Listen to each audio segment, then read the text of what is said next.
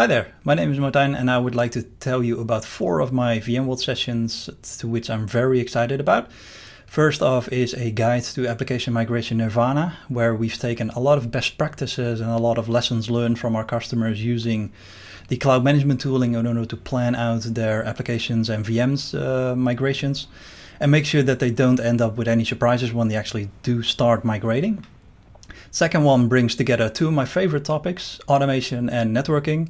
And we go through the entire portfolio of the network virtualization products within VMware in order to show how NSX, how the SD-WAN, how vRealize Network Insight work together and make sure that you either have a automated solution to any issues that arise, or the products even go out of the way and automate those solutions autonomously without your interaction. The third one is an end-to-end demo on how to operationalize your hybrid cloud. And we go through pretty much a full demo session with just the vRealize products, where we show you end-to-end how it works to manage, troubleshoot, monitor, and automate the hybrid cloud.